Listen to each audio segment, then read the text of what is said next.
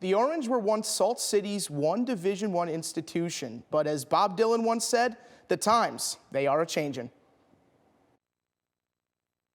In the Salt Springs neighborhood of Syracuse sits Lemoyne College, the home of the Dolphins. As of May 10th, Lemoyne will be entering Division I status as they are the newest member of the Northeast Conference. Athletics Director Bob Beretta says that it was a successful yet thorough process.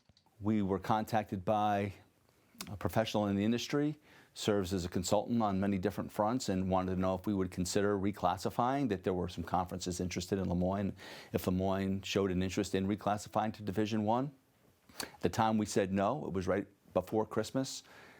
We thought about it again. He called us again. We said no again, and then he called a third time right around New Year's, and we said, okay, we'll take a look at it. It was a process that started shortly after Beretta was hired by Lemoyne.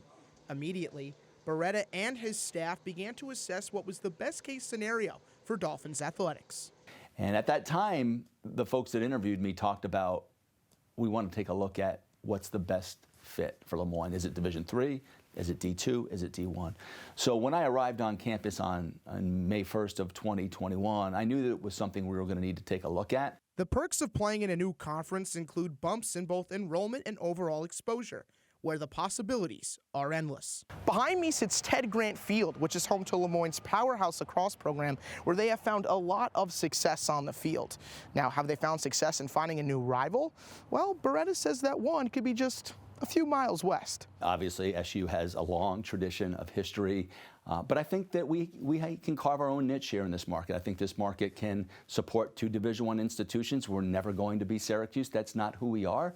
Beretta and his staff were driven and determined to make this next step. But what was the real secret? We stayed several steps ahead of the process because it was our goal to be prepared for success, and if an opportunity were to come to our front porch, that we wanted to have the agency to say yes or no to it, and that's exactly what happened. Lemoyne's new foes in the Northeast Conference include Sacred Heart, Wagner, and college basketball's most recent Cinderella story, Fairleigh Dickinson. Coming up on NCC News at 4:45, the Adrian Autry era is in full effect. The return of one Orangeman in particular has everyone talking, including some experts. Championship season for boys lacrosse is underway in Central New York. The Warriors and the Bees left it all out on the turf last night.